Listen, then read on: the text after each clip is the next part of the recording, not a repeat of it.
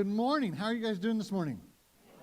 Good. Some of you were expecting for Craig to be up here this morning. I threw the switch in the middle of the week. I wanted a bigger crowd and the bigger stage. So I know how you guys work. I see it all the time. No, it's good. I'm glad you're here. We are in week 2 of our series called I Am, and we are exploring the 7 statements where Jesus refers to himself directly as God. And he says, in each of these, he reveals something about who he is and how that changes our lives. Now, last week, we kicked off this series and we sort of laid down the foundation that in each of these statements, that Jesus was, without a doubt, unequivocally equating himself. He makes a bold statement that he is divine. And today we're going to look at the first of these statements where Jesus says in John chapter 6 that I am the bread of life. So if you've got your Bibles, open them up to John chapter 6. Now while you're getting there, let me just take a moment and tell you about one of my favorite places to eat. I love Texas Roadhouse. Anybody else out there love Texas Roadhouse? Yeah, absolutely. By the way, they did not pay for this advertisement, although they could have paid me, and I'd be gladly accept any free food that they want to send me for eating there. But I love a good steak that does not cost an arm and a leg, right? You can go to those really fancy steakhouses and get one, but you have to mortgage your firstborn child. And I still like her right now, so I'm not going to get rid of her just yet. One day, maybe when I don't like her as much, I'm just teasing. She's sitting right over there. She's giving me the look. So I love their steaks. They're so good. I love their chili. It's good. They're loaded mashed potatoes. Really, there's a lot of things that are really good there that are good to eat. Some of you are like, I know where I'm eating for lunch now all of a sudden after today is over. I'll meet you there. No worries. We'll just, you can buy my meal. I'll be happy. It'll be great. Just kidding. But I think you get the idea. I like to eat there. And my family knows that. And so every year for my birthday, they will let me go there. One time a year, I get to go there with them. And they don't go for any of the things that I just listed. They go for the bread. In fact, just recently we went because I just got a year older. And we got there and my girl said, yes, the place with the bread. And we sat down and the waitress brought out the 4 hot, steaming rolls and sat them down on there. And I looked at the waitress to tell her thank you. And I looked back down and they were all 4 gone. I was like, what had just happened? I was like, there's only 4 of us in our family. 1, 2, 3, 4. I didn't get one. Somebody had ate 2 already. Waitress said, no worries. She brought out another set of them. And just like that set was gone. She brought a 3rd one out. And as she was bringing the 4th basket of bread out to our table, the 4th basket of bread, my oldest looked at me and she said, I should probably slow down a little bit, Dad. I won't be able to eat the main meal when it gets here.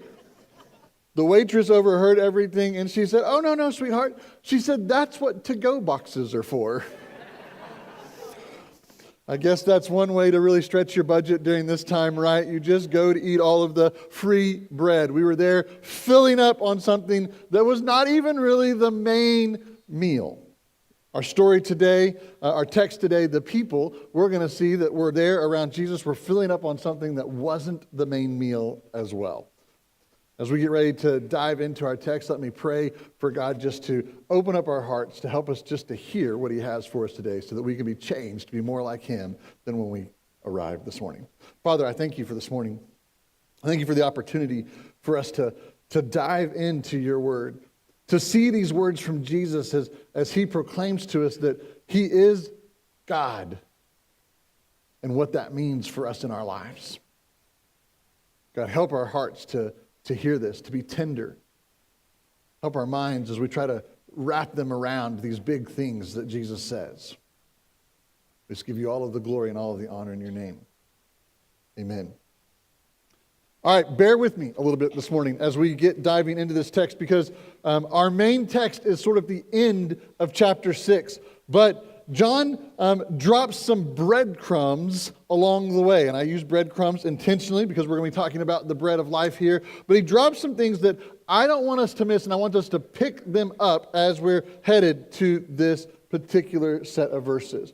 So John starts off the chapter telling us that Jesus has traveled from one side of the Sea of Galilee to the other side. He's left a whole group of people who have been following him and listening to his teaching, and he's gone to the other side. And he gets over there, and he sits down to teach his disciples. But as soon as he sits down, there's this massive crowd that begins to gather around him. Why? Well, John tells us it's because they're fascinated by all of the different miracles that he's been doing. They're like, what is this guy going to do next? We just can't believe all the stories that we're hearing, and we want to come see and experience this for ourselves. And then John drops this, what seems like a minuscule detail in this moment, but it's the first breadcrumb I want us to pick up this morning. And he says that at this moment, it was near the Passover. So I want you to hang on to that. Now, as Jesus looks up and he sees the crowd approaching, he asks his disciple the question. He says, hey, how are we going to feed all of these people? Now, I don't know about you, but when I ask my team how we're going to do something, it sends them scrambling instantaneously, right? They're like, oh, we got to figure out the answer because he's asked a big question. I can only imagine the disciples were doing the same thing in this moment. They're like, hey, teacher has just asked us something huge, and we need to solve this problem. And so they begin to go around, and Philip says, oh, Jesus, do you know how much money it would take for us to feed all of these people? There's like 5,000 people out here.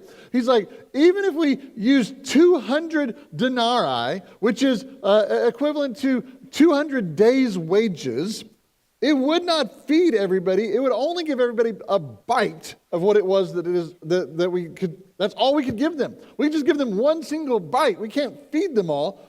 I don't know where he came up with 200 for all this. Maybe that was all they had in their treasury box at the moment. And he's like, hey, Jesus, if we emptied out every penny that we had, all that we could possibly do is give these people a bite. It's just going to make them more mad, right, at the end of the day.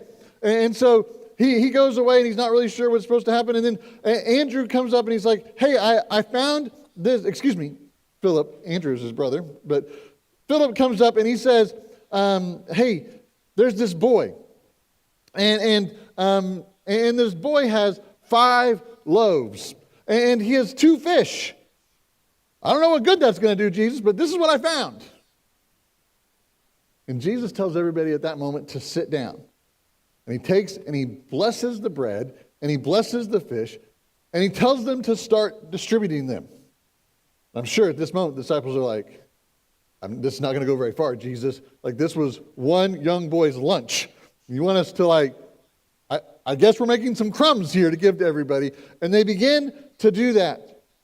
And somehow, that tiny meal feeds all 5,000 people that are there. And not only does it feed all 5,000 people that are there, but here's the second breadcrumb I want us to pick up. He tells us afterwards, John does, that there were 12 baskets that were overflowing that were left over. That's breadcrumb number 2. Now, the story gets a little bit more interesting from here. You're like, well, wait. You just fed 5,000 people, and you're going to tell me the story gets better? It does.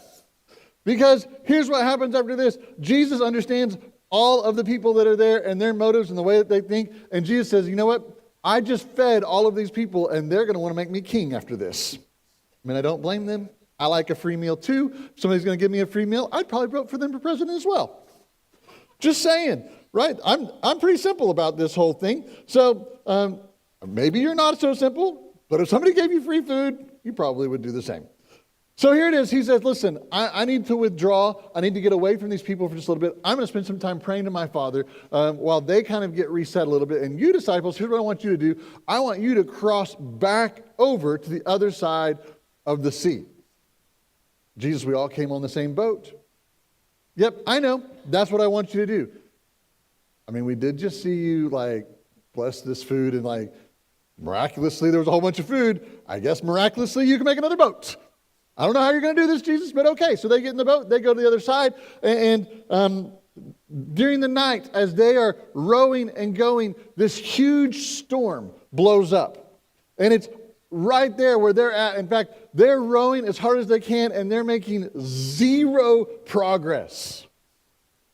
And as they're making 0 progress in the middle of the night, where everything is hard and they're exhausted and they're worn out, Jesus comes walking up. Now, they're in the middle of the Sea of the Galilee right now. He's walking on top of the water. They're like, wait a second, what in the world is going on here? They're terrified. They're struggling. But here it is. This is the third breadcrumb I want you to pick up with us as we're on our way to Jesus being the bread of life. Is after they were struggling all night and Jesus strolls across the water, he jumps into the boat like it's no big deal at all. Like nothing's even happening. But I don't know about you, but I think this is a huge deal about what's going on right here. So Jesus steps into the boat. And John says that they were immediately at the shore. So here's they've been struggling all night. This storm is keeping them from going. Jesus comes strolling up. He jumps in their boat. And now all of a sudden they're where they were trying to get to at their final destination. By the way, that's breadcrumb number 4 that I want you to pick up. Now, I don't know if this was another miracle that was going on. John doesn't really tell us what happens. I don't know if they had been struggling so hard and Jesus jumps in the boat and all of a sudden, poof, they're there. Could have done it that way. I don't know if all of a sudden it was like, hey, now we have the extra hands and the encouragement and everything that we need in order to be able to do it. And so it just felt like they just instantaneously got there. They got there. That's the whole point. Now, the next morning, the crowd starts looking for Jesus. They're on the other side of the Sea of Galilee where he's just fed everybody, and they're looking all over, and they're like, well, we can't find him anywhere. We know the disciples went over there, so they jump in their boats. They go across, and lo and behold, they find Jesus on the other side. They're like, wait a second. Jesus, we counted the boats. We know who came and go. How did you get over here, Jesus? How did this happen? When did you get here? But Jesus didn't answer their question directly. Instead, Jesus challenges them with where it is that we're going to start this morning about what it was that they were looking for. Why it was that they were looking for him. So starting in verse 26, hopefully you have that and you're ready with me.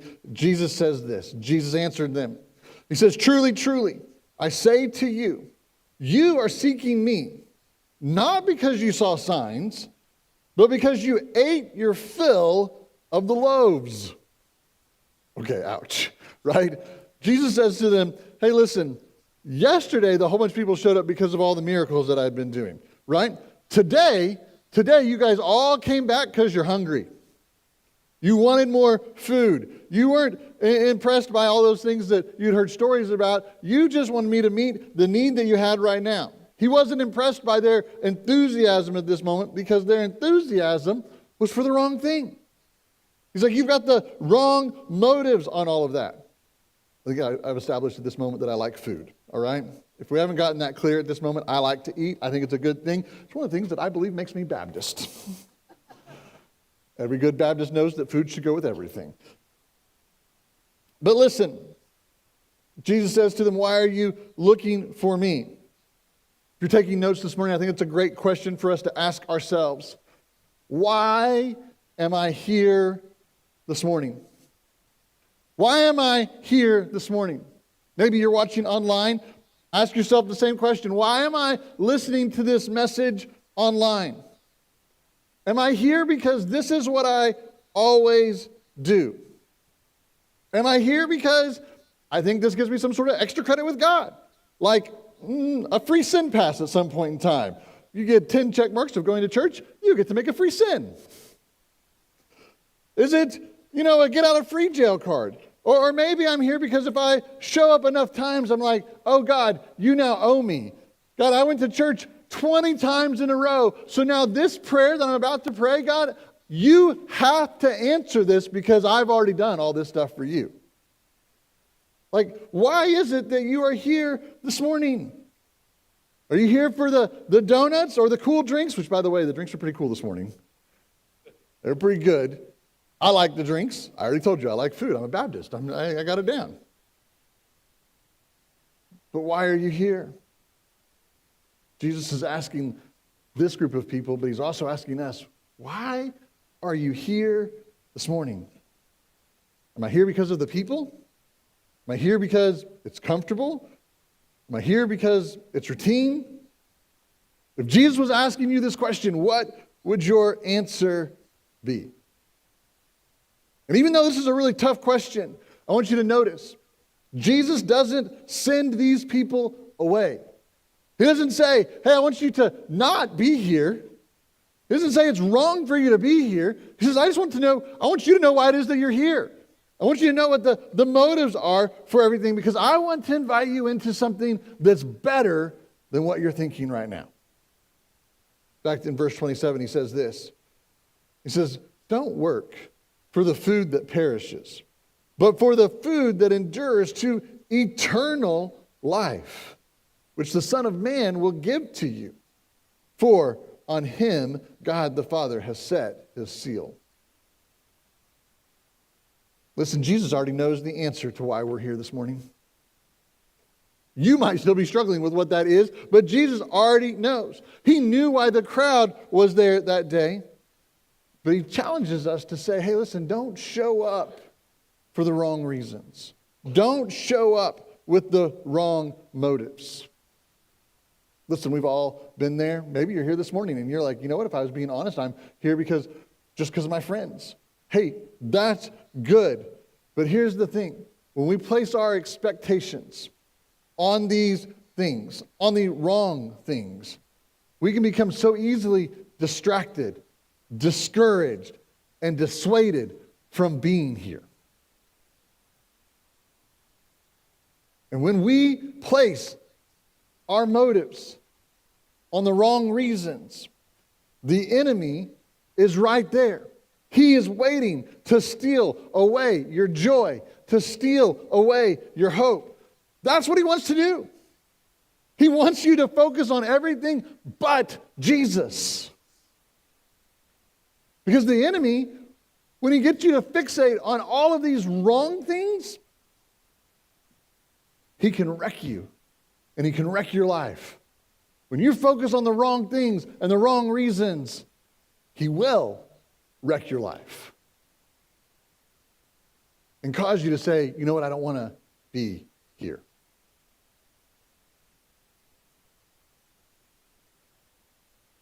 Maybe you've been wrestling with your why in recent weeks. Maybe some people failed you. Maybe the worship, even though it was great this morning, maybe it didn't connect for you. Maybe I failed you. You're like, man, Pastor, I was counting on you to do X, Y, and Z, and you didn't do these things, and this didn't happen, and this is what my expectation was of you. And because of that, you're now asking, man, is this a good place for me? Is this a place that I should show up to? Why am I even here this morning?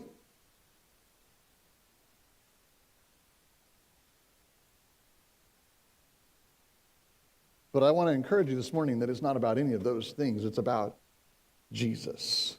I want to encourage you with Jesus this morning. Because I think the whole point of what Jesus was saying is he's saying, I want to give you something better than all of those things, something that is greater, something that will last, something that won't fade, something that won't fail. He wants to move us away from those sorts of things and towards him, something that endures for eternity, eternal life. Look at verse 28. They said to him, well, what must we do then to be doing the works of God? That's a lights out kind of a moment right there. Listen, the people are intrigued. I get it. I'm intrigued about what's going on with our lights. I get it, though. Jesus just said something intriguing to them. He says, hey, don't work for this food that's going to perish. And they're like, okay, well, how do we do work for God that is going to get us this other thing?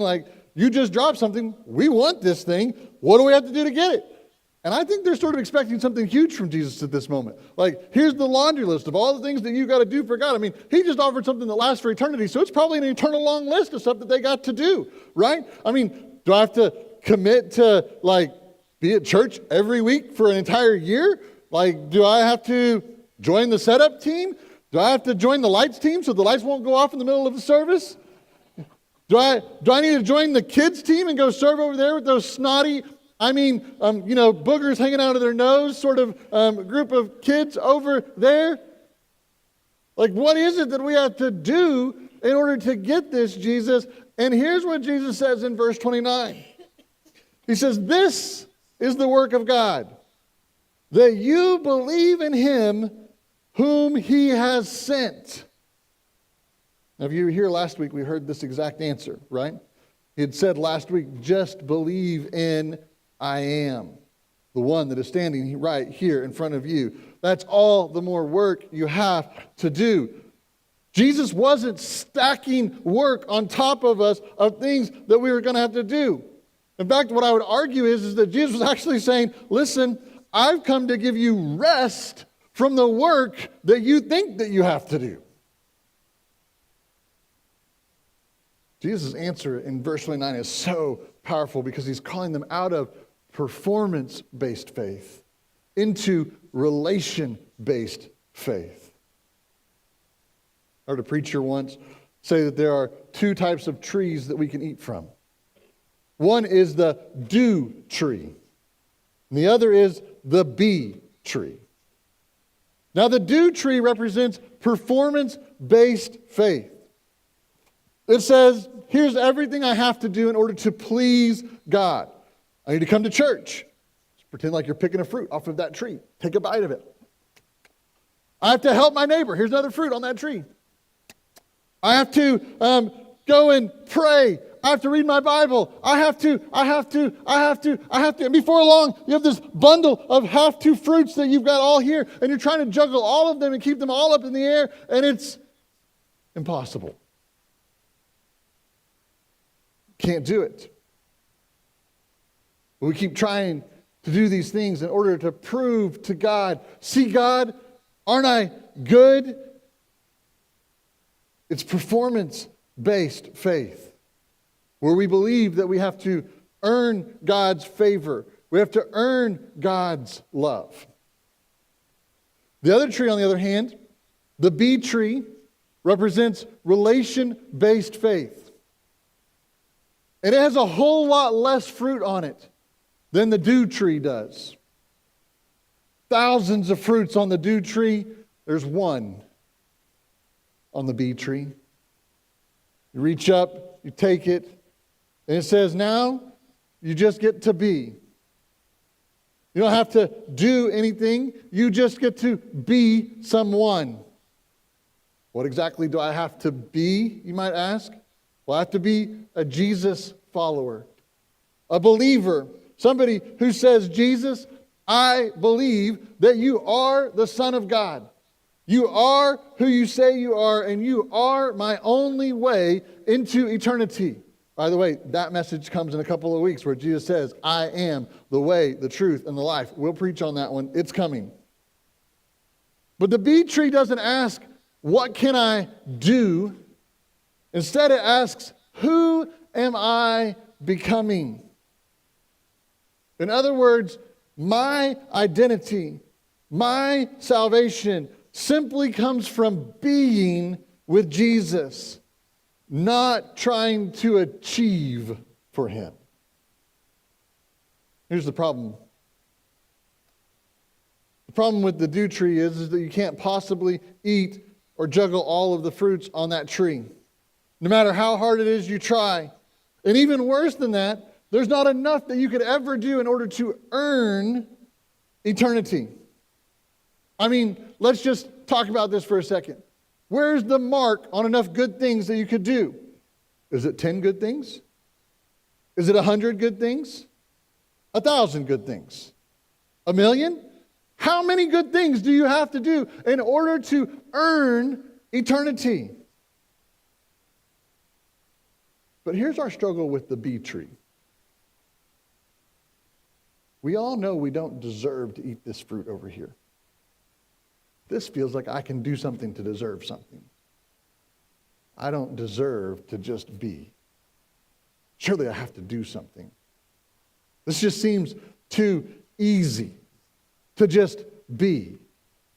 By the way, side note, anybody that maybe is not a Jesus follower in this moment, let me just help clarify something for you. It is not easy to be a Jesus follower.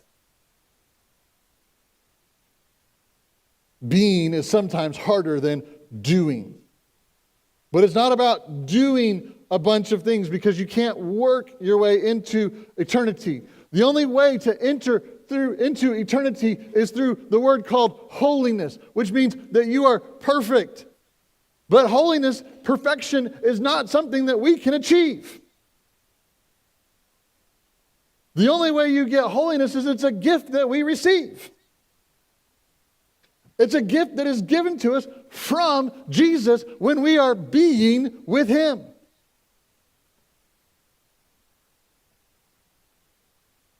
Why? Because He's the only one who is truly holy. And when we get to be with Him, He invites us to be holy as He is holy. And He bestows that upon us. But there's just something about working, isn't there? Something about work. We want to work. Work feels natural. We like our checklists, our to-do lists. We can see, got that done, I did that, I did this, right? There's just some sort of satisfaction in all of that.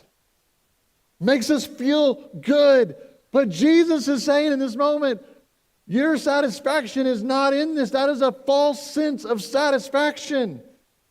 It's found over here in just being with me.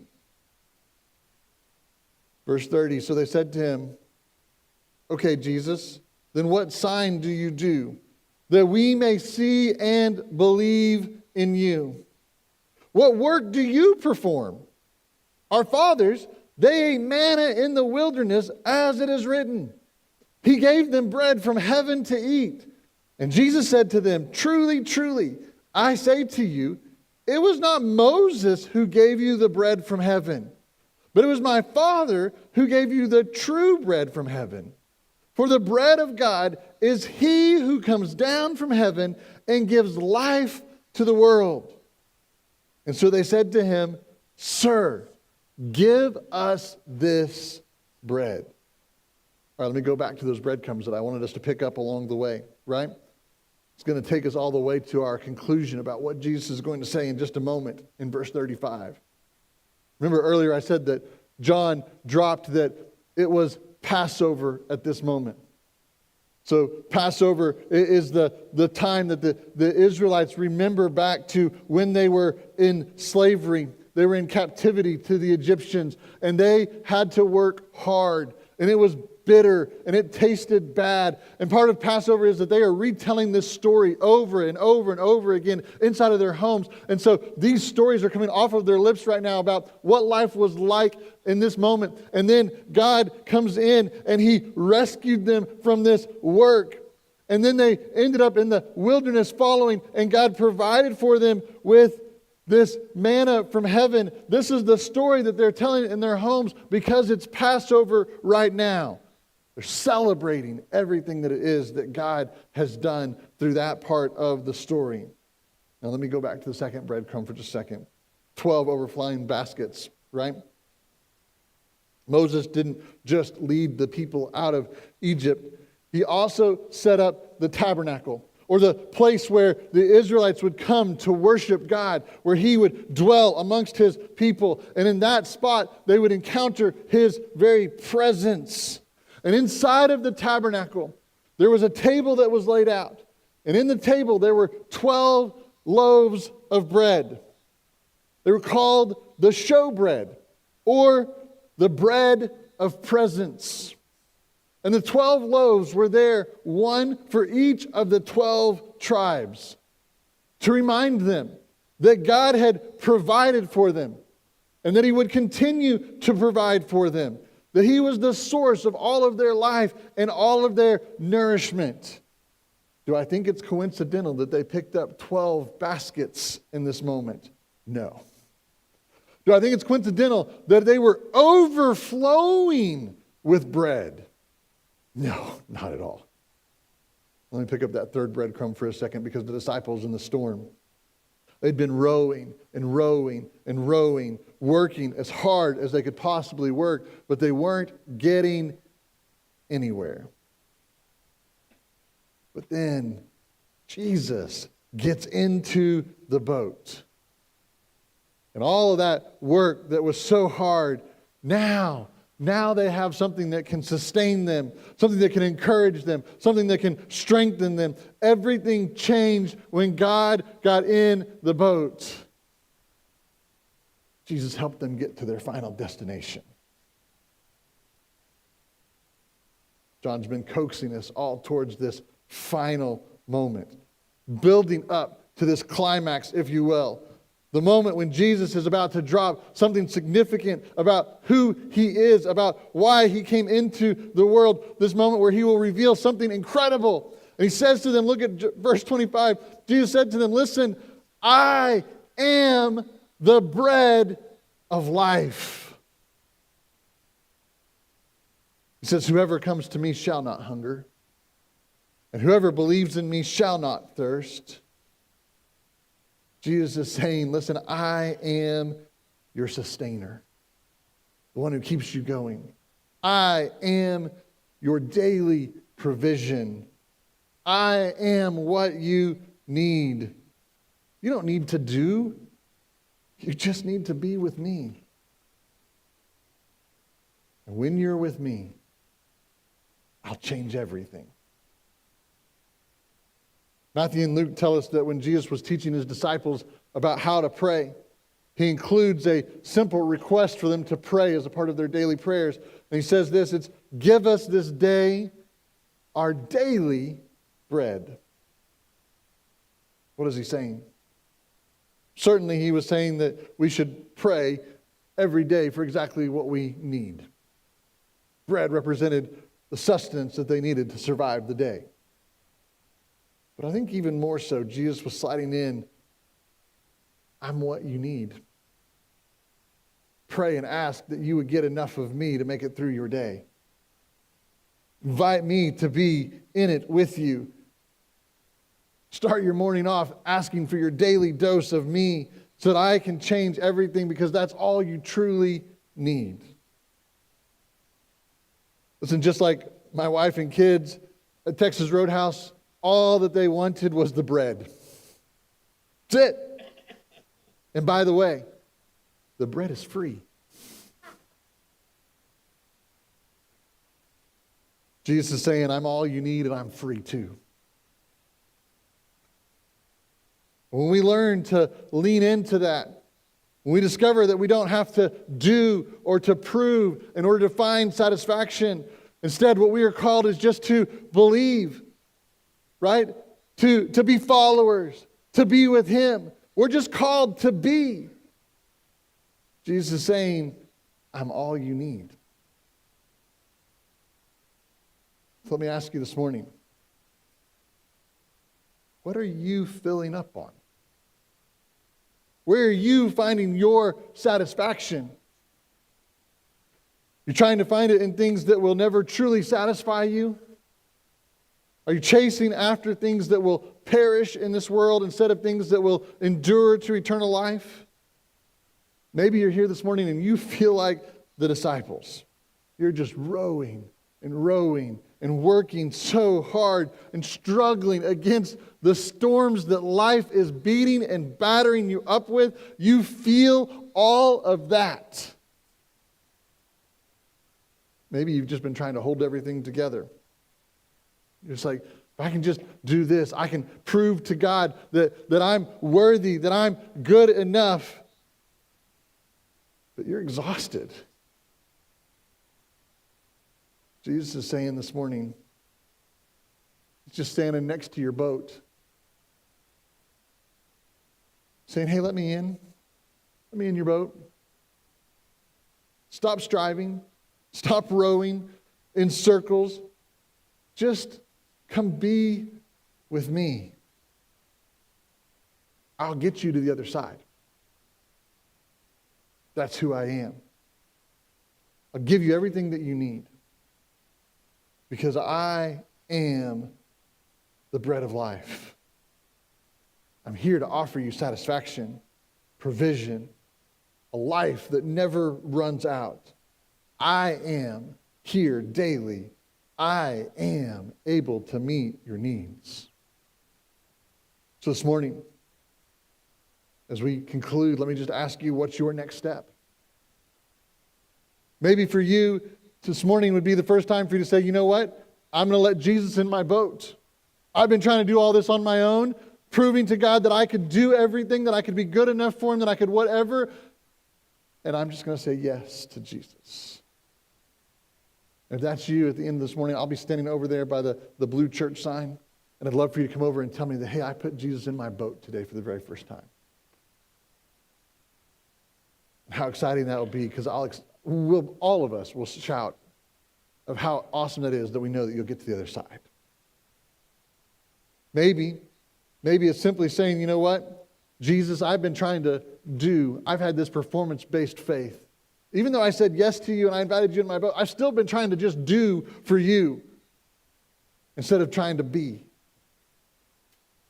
with you. Listen, there's a lot of things that I do, not because I have to do them, but because I love being with Jesus. And I love being a reflection of Him to those that are around me.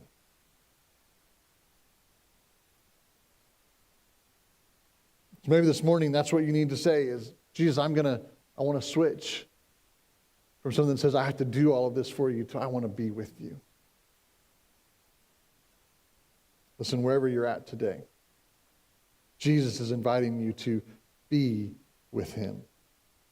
Let me pray for us. Father, thank you for this morning.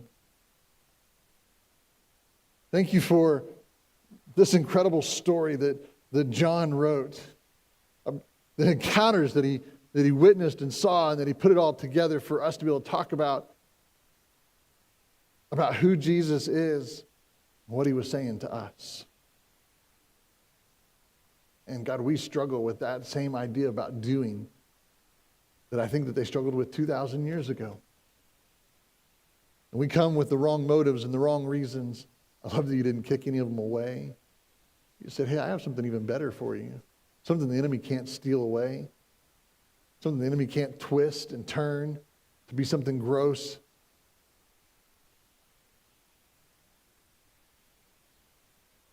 So, Father, I pray that this would seep deep down into us as we work to seek your face and to be with you, and that we let that be our work as opposed to doing something. God, we just give you all of the glory and the honor.